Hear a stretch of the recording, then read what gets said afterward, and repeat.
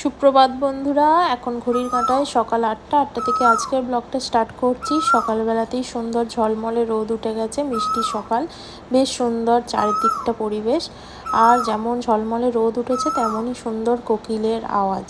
তো সকালবেলায় কোকিল ডাকছে, এত সুন্দর শুনতে লাগছে। এরপরেই আমি আমার সব কাজকর্ম সেরে তারপরে চলে এলাম রান্নাঘরে। আজকে গোপালের জন্য লুচি, আলু ভাজা এই সমস্ত কিছু বানাবো। এখানে ময়দা মেখে বেলাও হয়ে গেছে, একাই করছিলাম, সেই জন্য আর ব্লগটা কন্টিনিউ করা হয়নি।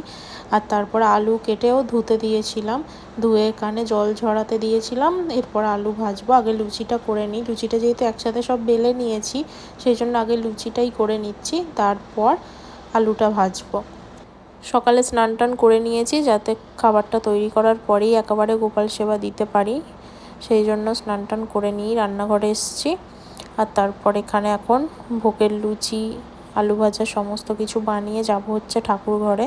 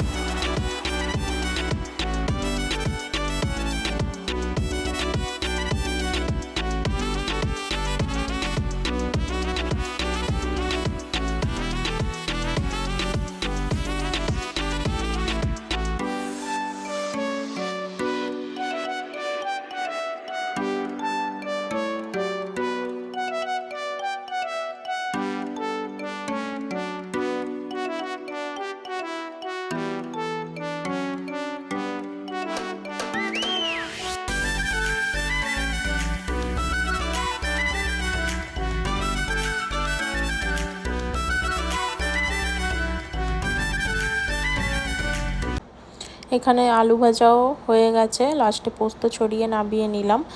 আর লুচি আলু ভাজা কিছুতেই লবণ দিইনি, কারণ ভোগের জিনিস তো আলোনোই হয়। তো এরপর ঠাকুর ঘরে চলে এলাম, পুজো কমপ্লিট, গোপালকেও আমার দেওয়া হয়ে গেছে। তারপর আজকে দুপুরে রান্না হয়েছে মাশরুম ভাজা, তারপর লাউ শাক দিয়ে ডাল সিদ্ধ, মটন, চাটনি, পাঁপড় আর ভাত, আর সৌরভের ডিম সিদ্ধ। সৌরভ এখন ডিম খাচ্ছে। তো খাওয়া দাওয়া করে নিই, ওবেলায় যাব রেডি হয়ে কালী পুজো বাড়িতে। এখন সন্ধ্যাবেলায় রেডি হয়ে নিয়েছি, তারপরে সন্ধ্যা টন্ধে দিয়ে এখন শাড়ি পরে রেডি হয়ে এলাম বাপের বাড়ি। তারপর যাবার সময় ফুল মিষ্টি এই সমস্ত কিনে যাব হচ্ছে কালী পুজো বাড়ি। আজকে মায়ের বান্ধবীর বাড়িতে যাচ্ছি কালী পুজোয়।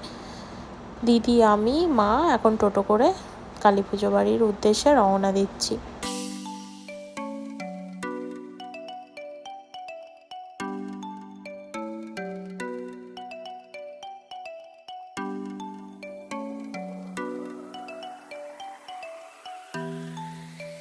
তো আমরা এখন চলে এসেছি, এখনও ঠাকুর আসেনি, ঠাকুর আনতেই সবাই বেরিয়েছে, ঘরদোর ফাঁকা। এখানে ঠাকুর মশাইরা সব জোগাড় করছে। তো ঠাকুর আসেনি, আমরা অনেকটাই রাত হয়ে গেল, 9:30টার সময় খেতে বসে গেছি। তো ভেজিটেবিল স্যালাড, লুচি, ছোলার ডাল, পনির, তো খাওয়া দাওয়া করছি এখন সবাই মিলে।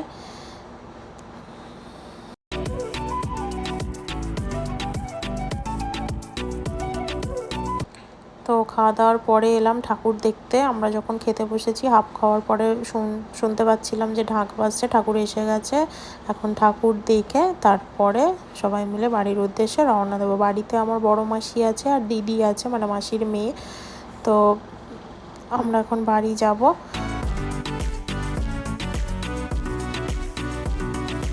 বাড়ি এসেই মা এখন আসন বার করেছে, কারণ আমি বড় মাসির কাছে বায়না ধরেছি আমাকে আসন শেখাতে হবে কিভাবে বানাতে হয়।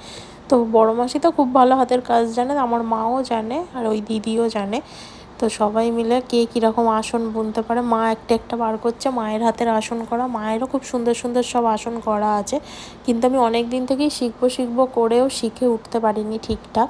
তো বড় মাসি আছে, সেই জন্য এই সুযোগটা কাজে লাগিয়ে আমি মাসিকে বললাম তুমি আমাকে শিখিয়ে দাও। তো মাসি আমাকে একদম হাতে ধরে শিখিয়ে দিচ্ছে যে কোথায় থেকে ছোঁচটা তুলবি, কোথায় দেখ ফেলবি।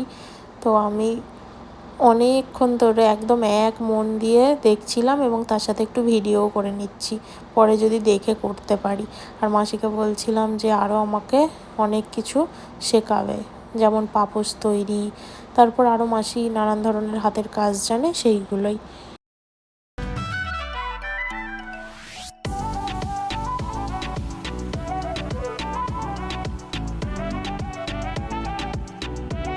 আমি যখন এই আসনটা আমার মায়ের দেখে করছিলাম, এইখানে সব ভুল করেছিলাম, সেটাই মাসিকে দেখাচ্ছি যে দেখো আমি আমার মতো ভুল করে দিয়েছি, কোনো ঘর মেপে করিনি, আমি নিজের মতো যে ক্রস চিহ্ন হলেই হবে এইভাবে করেছিলাম। সেটাই মাসিও দেখছিল। আর তারপর মা এখানে অনেক আসন বার করেছে, সমস্ত আসনগুলোই দেখা হচ্ছিল। ভিডিওটা আজকের এখানেই শেষ করছি। তোমরা সবাই ভালো থাকবে, সুস্থ থাকবে, আবার দেখা হবে নতুন একটা ব্লগে।